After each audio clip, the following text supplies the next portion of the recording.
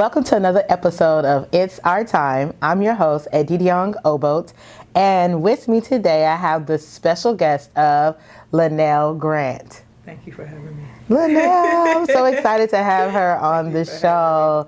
So tell us about yourself, Linnell. What school did you go to, what degree you have, and what's your current profession? I know there's a lot in one segment right there. I went to... I'm a Southwest vet, so I went to Elsik High School. Okay. Left there. Rams. Yep, go Rams. Ehi.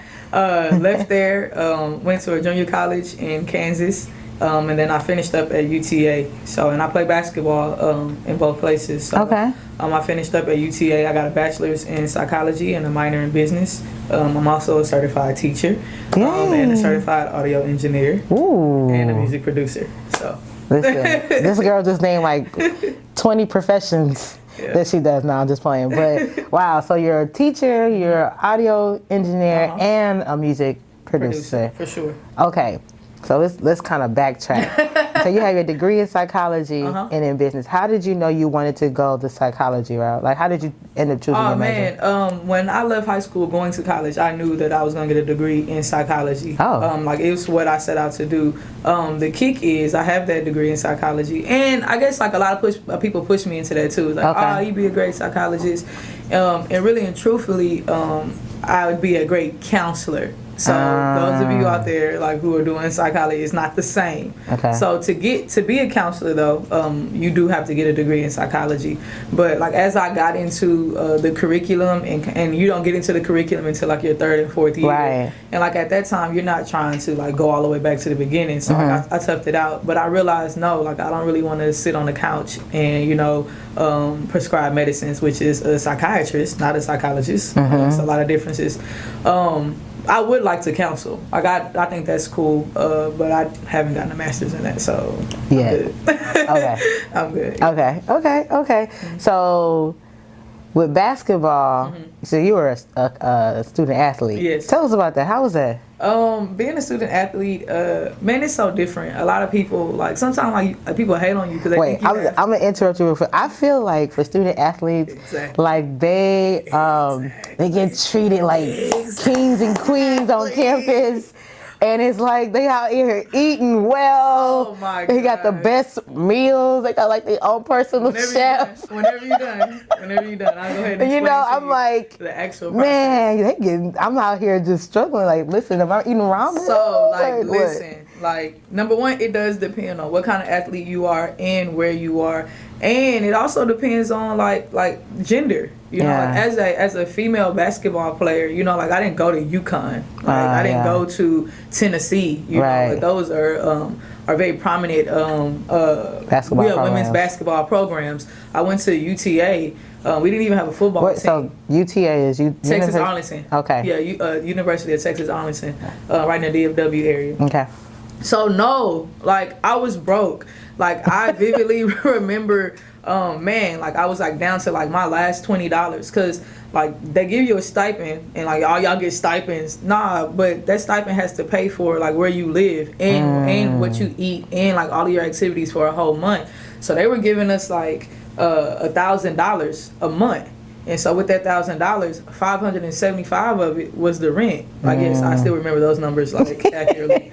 $575 was the rent. That's not including the utilities and the bills. That's not including gas for your car. You're an athlete, like you have to eat. Nobody's giving you free food. Like we didn't have like free passes. Now, you know what I'm saying? Some football programs, like they do that for their football players, but they also bring in a lot more money. Right. You know what I mean? But no, like I was broke, I was struggling, like my car was raggedy, and like y'all, you talking about me. I always hated like everybody else. Let me not use hate, that's a strong word.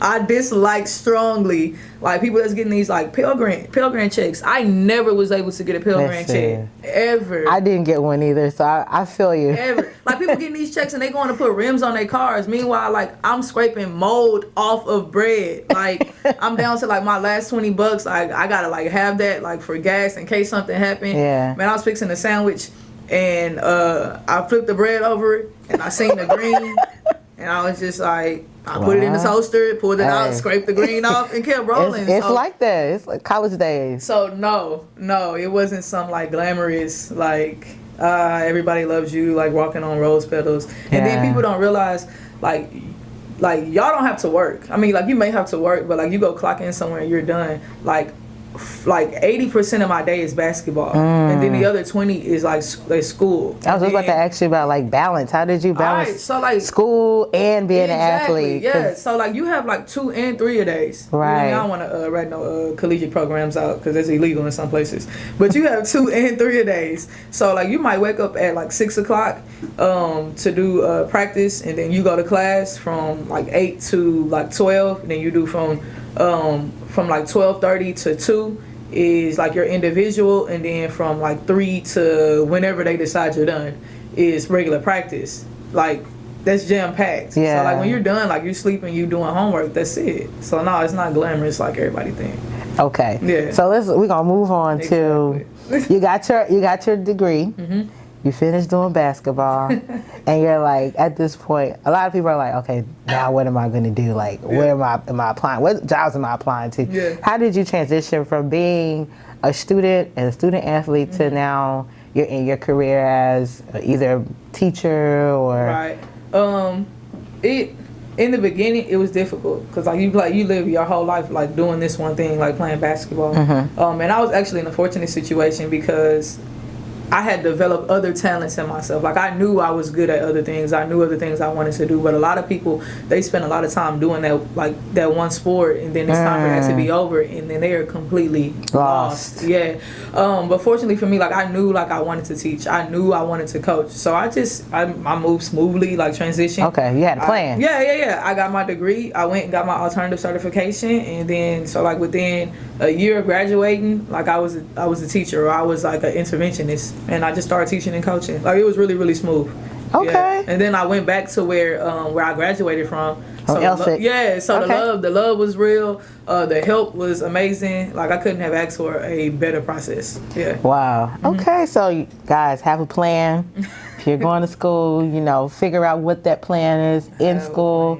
Did you have any scholarships like for like basketball? Yeah. Or, okay. Oh no, yeah. I definitely like was good enough to go to a Division I college. And be completely paid for it. So what's you know what I'm saying? You want to see me on the court, you can. Yeah. Hey, Ebony Park? Yeah. Okay. Yeah, for sure. Ebony Park, right? Ebony Park. I mean, the concrete out there. I'm a little older now. But yeah. So what is some advice that you would give to whether it's a high school student or a college student that maybe they want to pursue athletics, but they also are kind of like in that space of like, I don't really know what major I want to do because life is so demanding with sports or vice versa?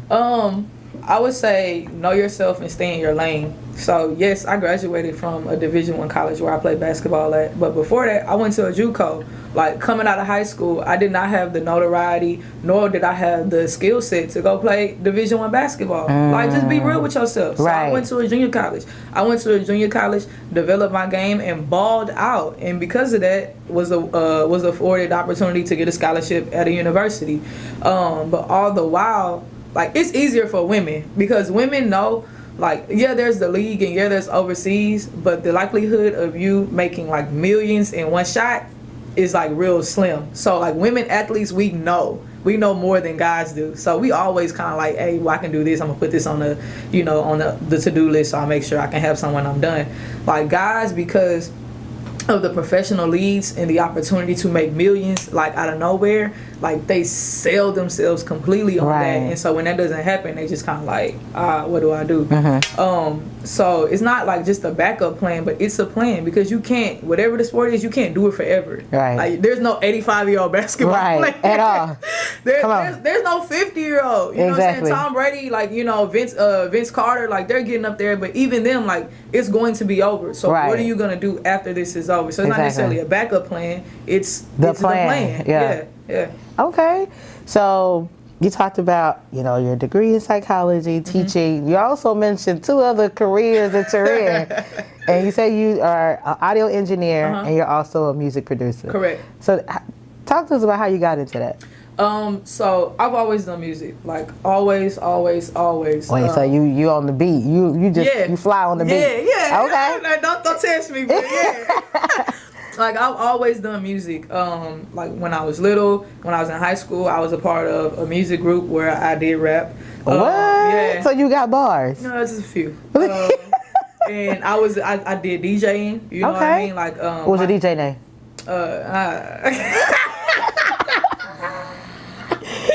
Nah, man, I ain't gonna do that to myself. No. I ain't gonna do that to myself. DJ LG. I ain't gonna do that to myself. I almost gave it to you too. Like, it almost like rolled off my tongue. I was like, oh no. All right.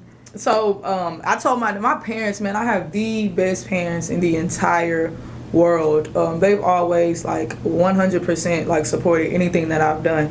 So when I was in 7th grade and I'm like, Dad, like I want to do music, he was like, okay. And so like we went down to the pawn shop. We got turntables, we got mixers. Listen. Like we got everything, you know, like that I needed to do that. Okay. And I'm like, Dad, like I think I want to like make music. All right, we went and he went to Walmart and we got like a brand new keyboard. Wow. So like my dad, like my mom and dad have always, like my mom like always in my corner, this can be your production company name, this can be your clothing line. Like they just real supportive.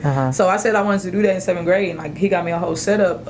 And so I was doing that. I was rapping always, you know, like in my room doing bars and stuff. And then it came time to go to college.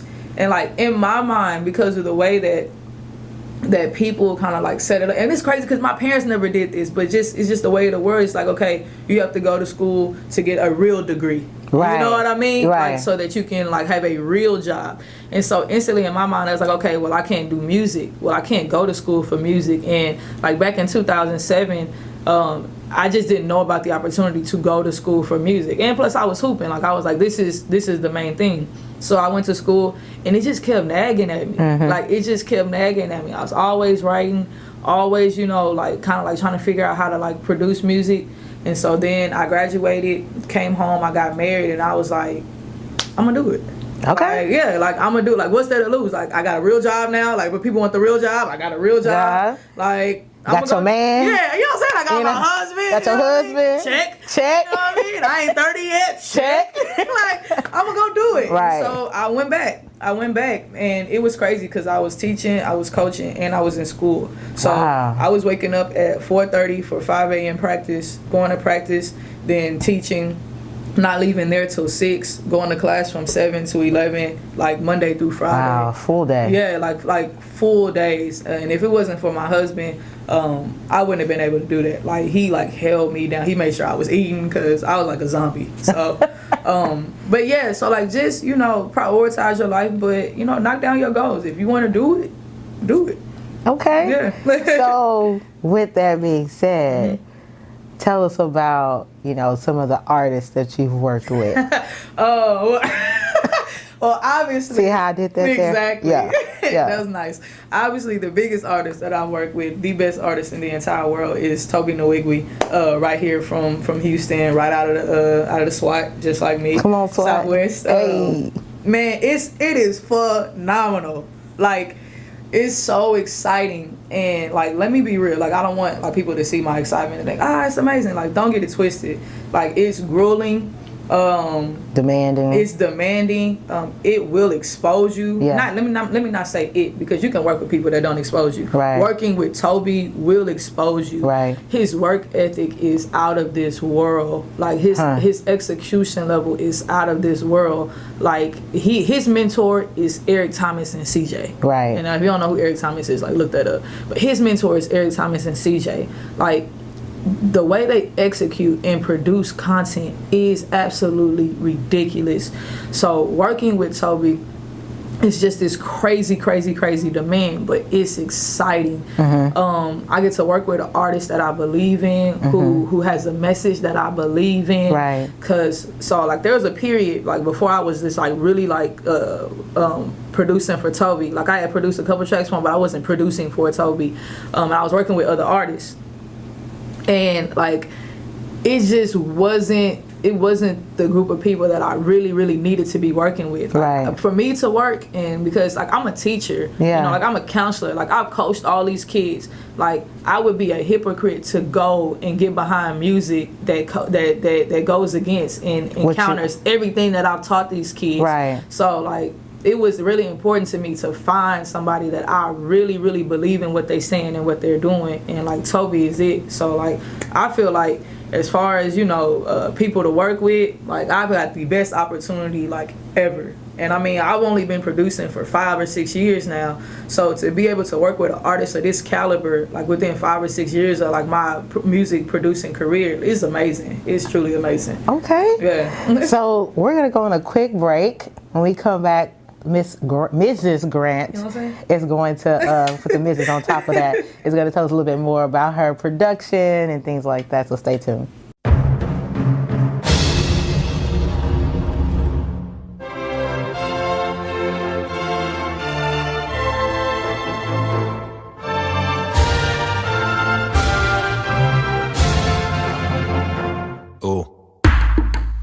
I feel happy, I feel grateful, and I feel fulfilled. I'm happy because I never expected it, but God gave it to me.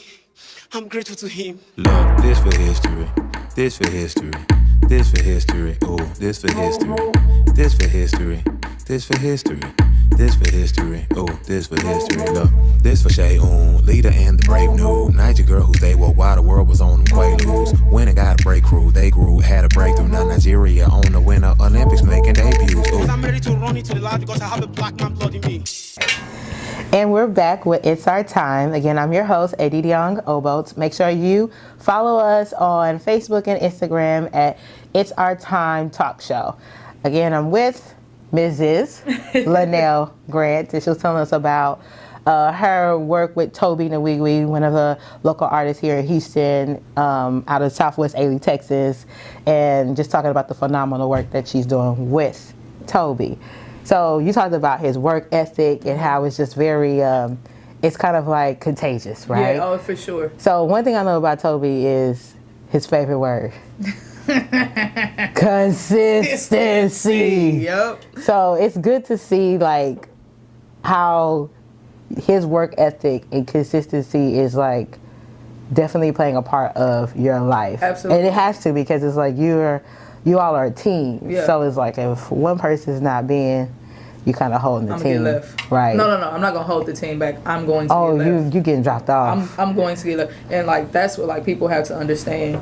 Like this, somebody can't like drag you along. Right. Like at some point, like you have to walk. And it's understandable like when you're working with people and they have no idea. Like you have no idea how something goes. So like that person is the person responsible for exposing you to the industry and how things work in the industry. But at some point you have to be willing to walk yourself. Mm-hmm. Like Toby not gonna drag me along. Right. Like either you walk in and you holding your weight or you not. Right. And that doesn't mean like, oh, we're not gonna be like friends. Oh, that's cool, we can be friends, but we can't work together. Right, then. yeah. So no, like nobody's gonna like drag you along. You have to be able to stand on your own 2 feet for sure. Okay, so talk to us about some of the work that you've produced over the years. I'm kind of geeked to hear about this. Not gonna lie, cause she got some beats. It's a few. Okay, so the very first track I ever did with Toby, I think it's still on his YouTube, is like a rendition of Marvin Gaye's Grapevine. Yeah. Heard It Through the Grapevine is like, if I got like 10 songs to choose from for like my top 10 favorite songs, Heard It Through the Grapevine is in the top 10. So I was still in school, and I was like, like learning how to mix, learning how to produce, and I got just like fixated on that song. Mm-hmm. I just got latched onto that song. And he was like coming up like as far as rapping. Right, yeah. Like he's gonna come up as far as rapping, and I was like, hey, like what you think about this? Man, I sent this track to this dude like at least 10 times. I sent it to him and he'd be like, it's cool, but da-da-da-da. I'd work on it. It's cool, but this. And so like we just kept going back and forth until like, I kind of got something that he liked. And then, man, that's really still like one of my favorite tracks. And then I did like a Nina Simone sample track for him. And that one is crazy. It's called Inception. That one is crazy. That one's still on. Yeah. That's me. Yeah. That's me. You know what I'm Okay. saying? Exactly. Listen. I feel like I'm getting gifted here. I That feel like mug it's is fire. Christmas in February, That when mug she's is- telling me like That mug she is did- fire. So fast forward. I on his EP, Toby from the SWAT, I have 6 songs on there. The What Is For, that joint's mine. yeah, The From yeah. the SWAT. that Hold on, wait, joint's time mine. out. The What Is For is the first song, First song, yeah. on Toby from the SWAT. Yeah. Listen, if you don't rock to that, I don't know if you know It's music. fire. Like listen, when the beat drop, my immediate like Southwest Ailey, Texas comes out of me, and I'm like in the. You know what? It's crazy because like my favorite part of that entire track, the whole track is fire, but my favorite part of the entire track is something like real ducked off. Like in the background, there's this lion that goes from like one speaker throughout to the other speaker in the track, and like you gotta listen. Listen, for she it. finna have me go listen to this. You gotta thing listen for it. again. It's my favorite part of the track. Like it's just like in this space, and it go "Rrr," like from one side. To Wait, how I go again? Just one time, but it's fire. So the What Is For, Toby from the SWAT EP, 6 songs on there. Really proud of that. You said it was What Is For, the first It one. says What Is For, from the SWAT. That mug is live too. It is. Wish You Could See Me Now is the last song, but in order, Once Was Broke. Okay. Yeah. Yeah. Once Was Broke on there. Wait, what's the sample on that? There's no sample. There is no sample. There's no sample on there. She's a genius, y'all. Yeah, there's no sample Okay. on that. Toby. Oh, so on that track fired because we had one of Toby's good friends and family members come in. They sung. And she sang. Yeah. Okay. Like their whole family sings. The Tuckers. Okay. Their whole family sings. So like it was the husband, the wife, and like their 2 girls. Wow. And they're all like in the studio singing. So Once Was Broke. What I say? Once Was Broke. Wish You Could See Me Now on the back end. Inception. Light Out. Yeah. That's you. Light Out Okay. with Madeline Edwards. Yes. Madeline Edwards she is amazing. I'm Yes. doing some work with her right now. Her voice, man, I don't even want to try to categorize it, but her voice is this like nice, sweet punch. Yeah, That's yeah. a terrible description, but sweet punch is what I would describe her voice as, and it's so smooth. It's so smooth. But yeah, that track. So like six tracks on that EP. And then flash forward again to like these Get Twisted Sundays. Get Twisted Sundays on Hashtag. YouTube, on everywhere. Yep. Go listen. They just dropped something It's something very, very nice. most recently. So before I even talk about the one we just dropped, the one that like is crazy and just took the whole situation by storm is the track called History. So Yeah. that's me. You know what I'm saying? So the That's track, you. So the history track, Toby is very efficient. So he lines up like what he's gonna release, like a week or 2 weeks out before it's supposed to be released. So the Lil Wayne Let the Beat build that came after the history was actually supposed to be the weekend that history dropped. So he drops them on Sunday. I want you to keep that in mind. Toby hit me with a text like Friday night at 9:32. He said need fire African beat ASAP. Like that's the text message. That's it. That's it. And so I just said, work your magic. Yeah. So I said, okay, bet 2 hours. And so like I went. Tops. Yeah. So I went. I made what I thought was good. And I kind of like settled in it, and then I was like, all right, I'm gonna sleep on it. So I woke up the next morning, and I was like, no, it's straight. And so then I sent it, and that's what became the history track.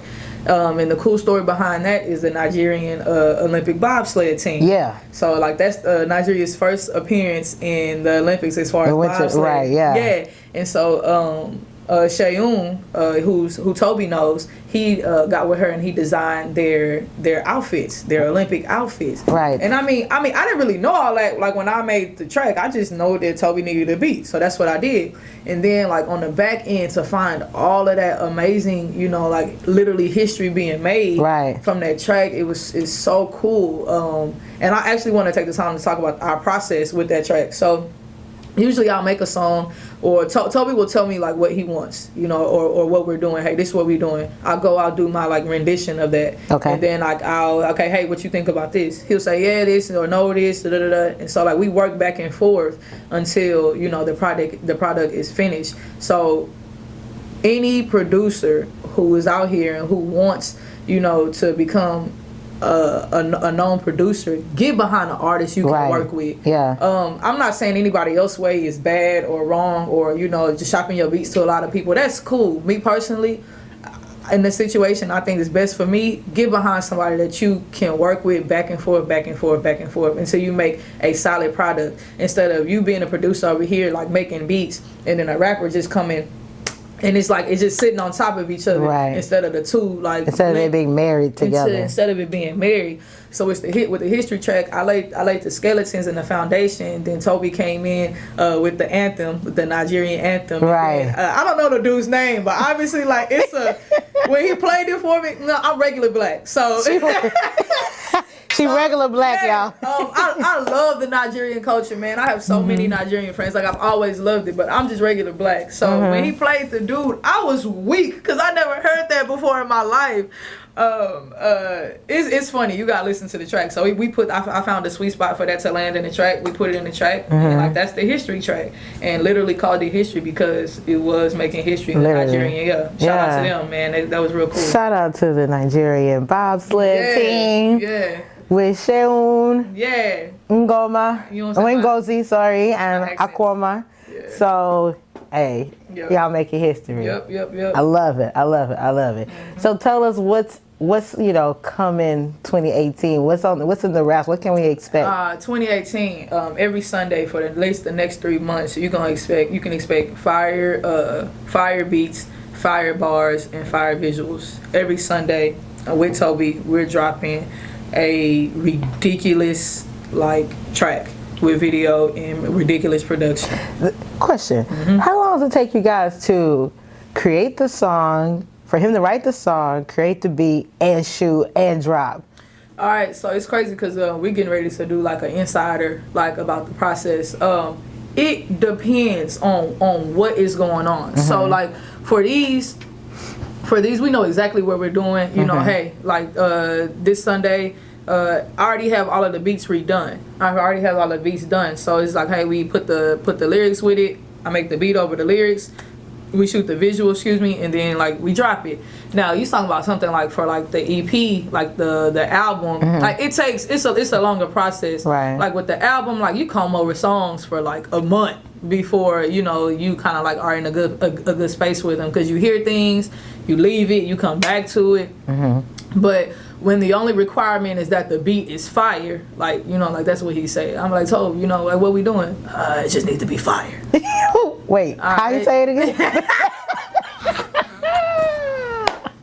It just needs to be fire. It ain't fire. It ain't fire, Neil. It ain't I've heard that a gazillion times. So don't get upset if people tell you your stuff not fire. Just go back to the drawing board. Right. But for the Get Twisted Sundays, the requirement is that the beat is fire and that the bars, match with the beat. That's the requirement. So we shoot the visuals and then we put it out. So it's a week process. It's like a week-long process. But when you start talking about stuff on the album where there's a lot more singing.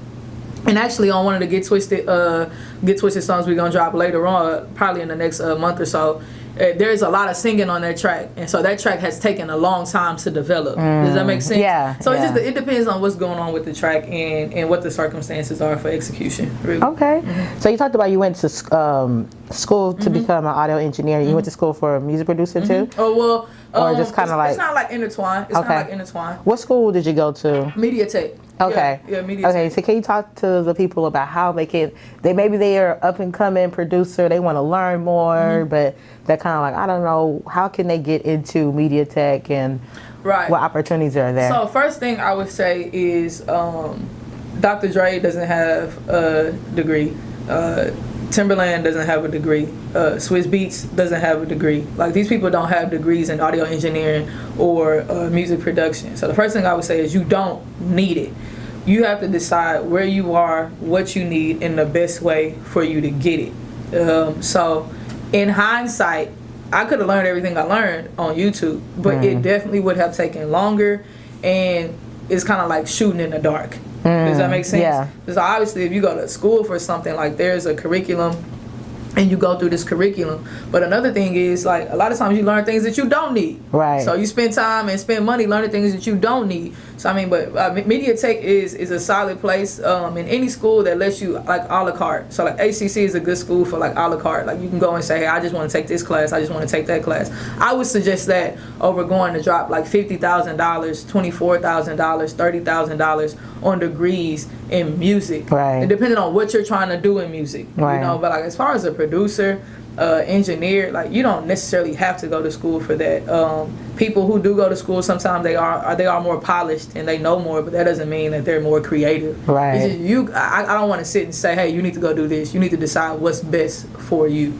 Okay. Wow. Love it. Love it. Okay. So we're going to wrap up here. One thing I like to ask everybody on the show is, what is your one favorite thing that you like to do? Don't tell me it's music, because we already know you like music. So tell me something else. One favorite thing I like to do.